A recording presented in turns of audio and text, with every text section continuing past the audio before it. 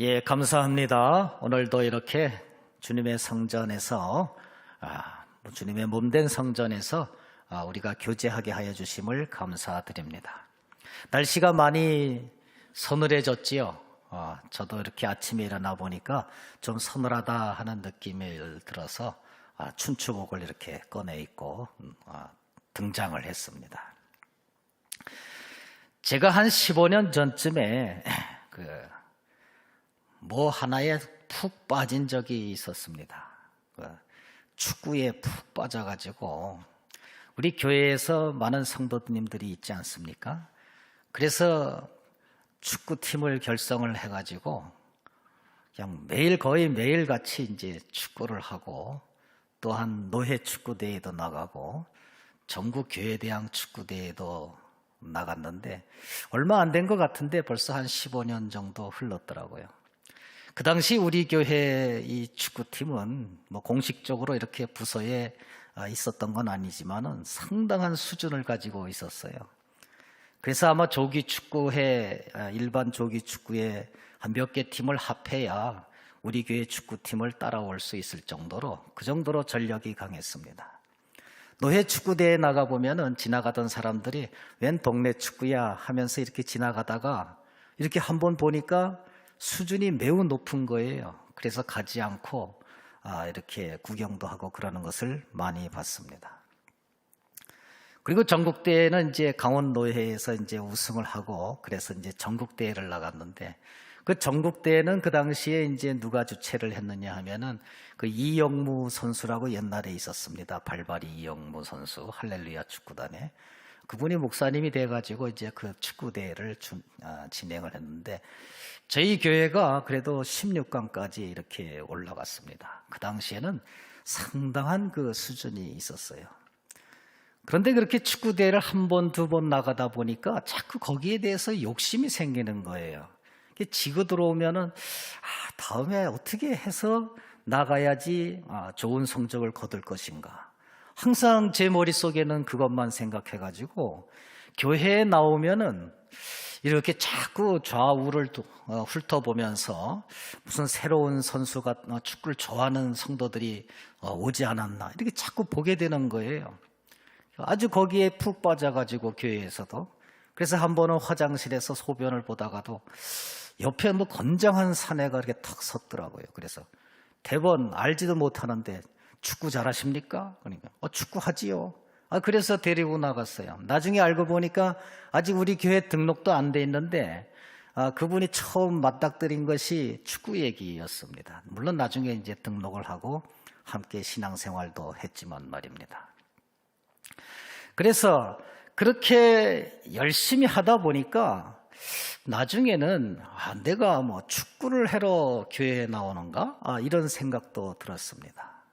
그래서 저는 복음을 전파를 하고, 그래서 전도회를 크게 하고, 구역을 크게 하고, 교회를 크게 하고, 내실을 기하고, 이런 것에 좀 더 신경을 써야 되는데 항상 축구에만 신경 썼어요. 그래서 마음이 연약하고 육체가 연약하고 그런 분들을 불러 모은 것이 아니라 건장하고 축구도 잘하고 이런 사람들을 불러 모으고 있었던 것입니다. 자기 자신도 모르게. 오늘 설교 제목이 그들을 불러 모았더라 이렇게 말씀을 하고 있습니다. 사울왕이 그랬던 것입니다. 그들을 불러 모았더라. 그들을 불러 모았는데 어떤 사람을 불러 모았느냐? 제가 교회의 본질과는 정확하게 일치하지 않는 그렇게 축구팀을 불러 모았던 것과 마찬가지로 사울왕도 역시 그들을 불러 모았는데 어떤 사람들을 불러 모으게 됐느냐? 전쟁을 잘하는 사람을 불러 모으게 됐다는 것입니다. 오늘 52절 말씀에 보니까 사울이 사는 날 동안에 블레셋 사람과 큰 싸움이 있었으므로 사울이 힘센 사람이나 용감한 사람을 보면은 그들을 불러 모았더라. 힘센 사람, 싸움 잘하는 사람, 이런 사람을 자꾸 불러 모을 수밖에 없었던 그러한 지경에 빠졌다는 것입니다. 그러나 그것은 어쩔 수가 없었지요. 그 환경이 자꾸 사울에게 있어서는 애침을 자꾸 당하니까 그렇게 불러 모을 수밖에 없었습니다. 그런데 왕으로서 이렇게 힘센 사람이나 용감한 사람들을 불러 모아서 군대를 잘 정비해서 나라를 잘 지키는 그것은 당연한 임무입니다. 그런데 그 당연한 임무에서 그쳐서는 안 되는 것이죠. 왕은 거기에서 한 번 더 나아가서 싸움을 잘하는 사람들을 불러 모아서 국경을 튼튼하게 지킬 뿐만이 아니라 내적으로는 모든 백성을 평안하게 해야 된다는 말씀입니다. 거기까지 나아가야 온전한 왕으로서의 역할을 한다는 것이지요. 우리가 교회에서 어떤 교제를 위해서 하다가도 정말 그 교제가 온전한 교제로 발전을 하려면은 복음을 전파해서 양육을 받을 수 있는 그러한 자리로 자꾸 나가야 되는 것과 마찬가지로 사울 왕에게 있어서 그 당시는 블레셋 군대가 하도 애침을 해오니까 거기에 대해서 국방을 튼튼히 하는 것은 좋지만은 거기에서 한 발 더 나아가서 내적으로 백성들을 평화롭게 해야 되는 그러한 자리에 나가야 온전한 왕이라고 할 수가 있는 것입니다. 백성을 평화롭게 하려면 어떻게 해야 되겠습니까? 하나님과 나와의 관계를 온전히 해야 되는데 사울 왕은 거기까지 나아가지 못했던 것입니다. 사울 왕에게 있어서 애침을 받는다는 것은 그 당시의 왕으로서의 당연한 것이었습니다. 오늘 말씀해 보면은 여러 족속들이 나옵니다. 특별히 사울 왕을 괴롭히고 이스라엘을 괴롭히던 그러한 족속이 있었는데 그 족속은 블레셋 족속입니다. 블레셋 족속은 아주 오랜 옛날서부터 이스라엘 민족과 관계를 맺고 살았어요. 창세기 20장에 보면은 그랄 왕 아비멜렉이 아브라함의 아내 사레를 데리고 갔던 적이 있습니다. 너무너무 아름다워서. 그리고 아브라함이 내 처라고 말하지 않고 내 누이라고 말함으로써 데려갔던 것을 볼 수가 있습니다. 그 사람들이 바로 블레셋 족속이요. 물론 하나님의 징계하심을 두려워해서 나중에는 가축들과 종들을 합해서 보내고 사라에게는 은천계를 보태서 보냈지만은 그렇게 관계를 맺어가고 있었던 데가 블레셋 족속입니다. 뿐만 아니라 출애굽의 여정에 있어서 그 해안가에 있었기 때문에 이스라엘 족속이 출애굽해 가지고서는 이스라엘로 직진으로 갈 수 없게 만든 것이 바로 블레셋 족속입니다. 삼손의 아내 들릴라도 역시 블레셋 족속이어서 그 블레셋 족속과 내통을 함으로 말미암아서 삼손을 궁지에 빠뜨린 적이 있습니다. 그리고 블레셋 족속이 이렇게 아주 강하게 그리고 자주 침범을 하니까 이스라엘이 왕을 달라고 하는데 이스라엘이 왕을 달라고 하는 가장 큰 이유 중에 하나가 아마도 블레셋 족속이 그 당시에 너무 침범을 많이 했기 때문에 우리 이스라엘 민족도 군대를 잘 정비해서 조직을 잘 정비해서 저들을 막아야 되겠다. 이러한 측면에서 왕을 달라고 하지 않았는가 이렇게 생각을 하는 것입니다. 또한 블레셋 족속과 마찬가지로 이스라엘 족속을 괴롭힌 그러한 족속이 또 있습니다.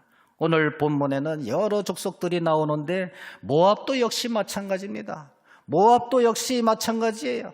아주 툭하면은 이스라엘을 괴롭히던 민족이었습니다. 아브라함의 조카 롯의 후손입니다.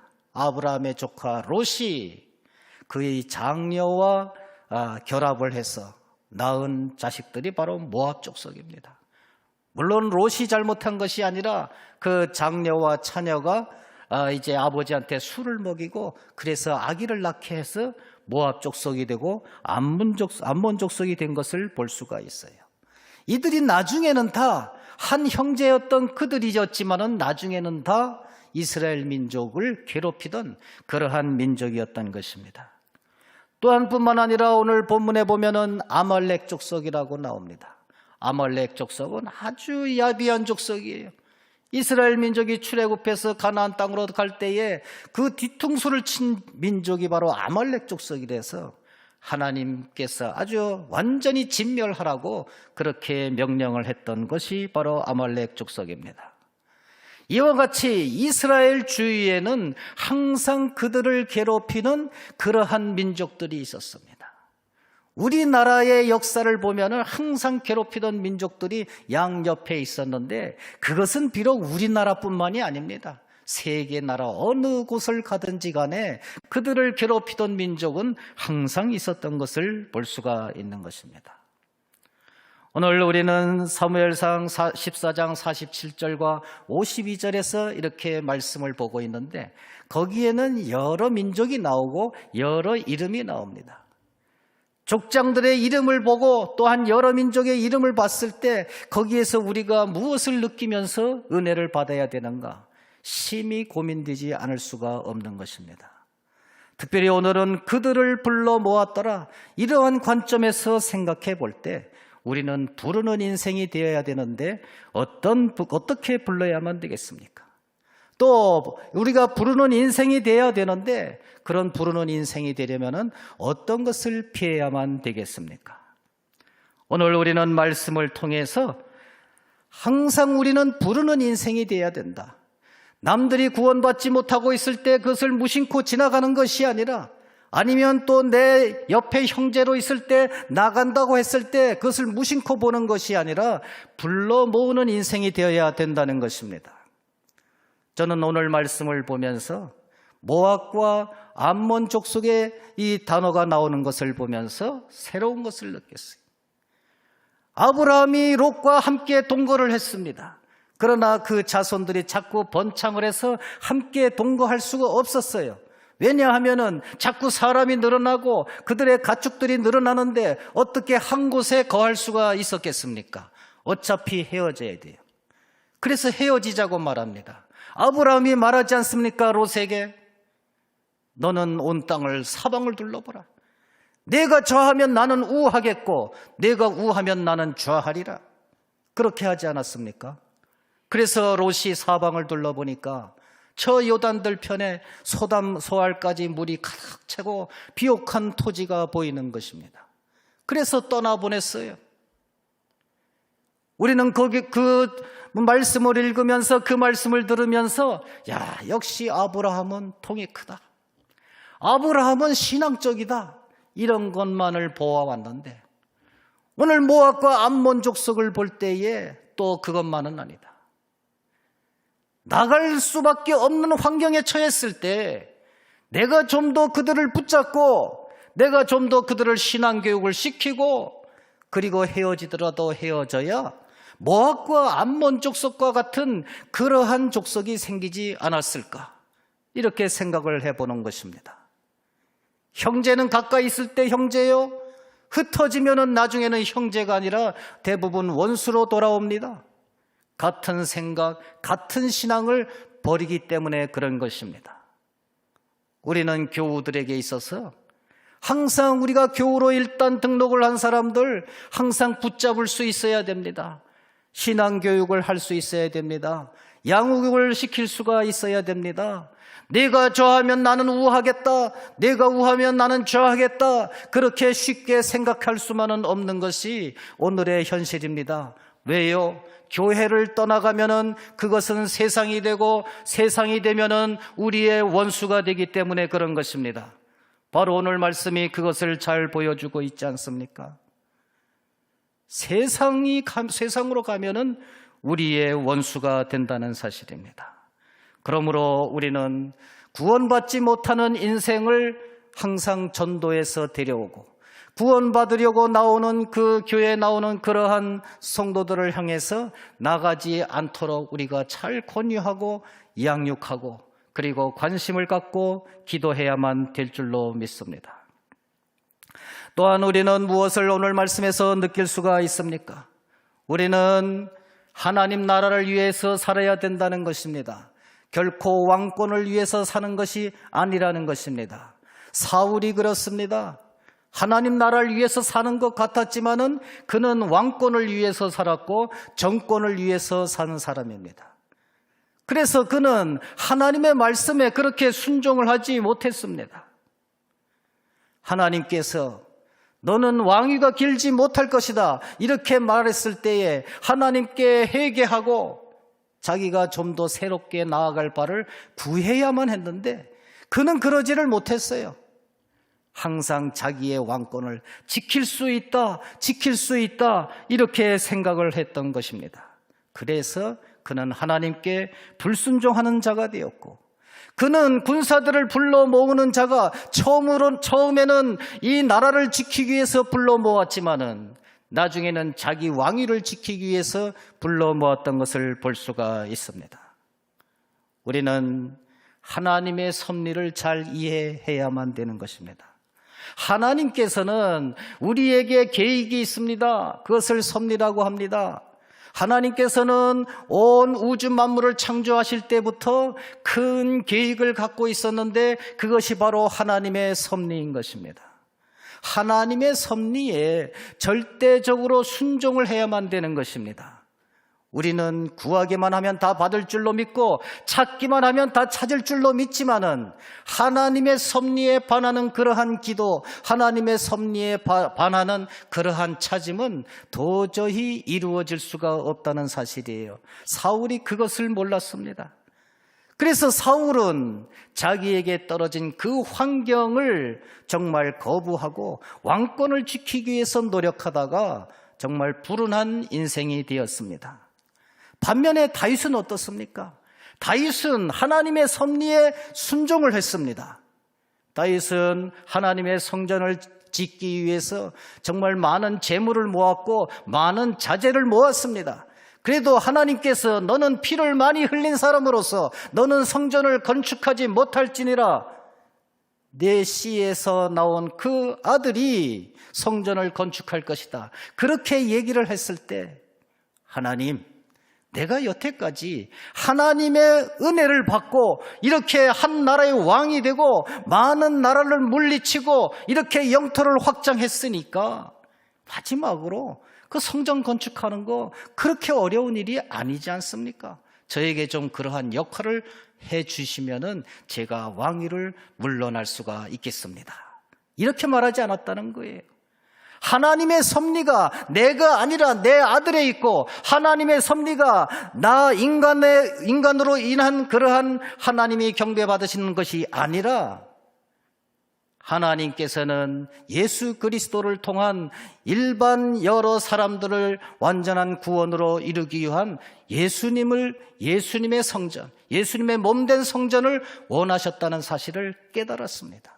그래서 그는 그것을 내려놨어요. 하나님의 섭리가 아닐 때 우리는 내려놓을 수 있는 그러한 역할을 해야 된다는 사실입니다. 오늘 말씀은 그들을 불러 모았더라, 이런 제목으로 말씀을 드렸습니다. 우리는 인생 속에서 하나님의 섭리를 잘 깨달아가면서 하나님의 섭리대로 움직여야 되는데 변함없는 하나님의 섭리가 있습니다. 그것은 무엇입니까? 예수 그리스도의 속죄의 피를 통해서 모든 택한 백성이 구원함을 받는 것입니다. 그리고 그 일을 누구를 통해서 이루어 나가시느냐? 하나님께서 한 번의 말씀으로도 이루실 수 있겠지만은 특별히 그렇게 하시지 아니하고 우리의 손과 우리의 노력과 우리의 믿음으로 그렇게 그들을 불러 모으기를 원하는 것입니다. 이번 관계전도 축제 때 그들을 불러 모을 수 있도록 지금까지 우리가 열심히 기도하지 못했다고 할지라도 한 명 한 명 내 동창이 어디 있는가, 내 이웃이 어디 있는가, 내가 그냥 놔두면 앞으로 우리와 원수가 될 사람이 누구인가 생각하면서 기도하면서 사람의 이름을 작성하고 그들을 위해서 기도하면서 또 그들과 관계를 맺어가면서 관계전도 축제 때 많은 사람이 이 자리에 와서 구원받는 역사가 일어날 수 있기를, 그런 교회가 되기를 간절히 축원드립니다.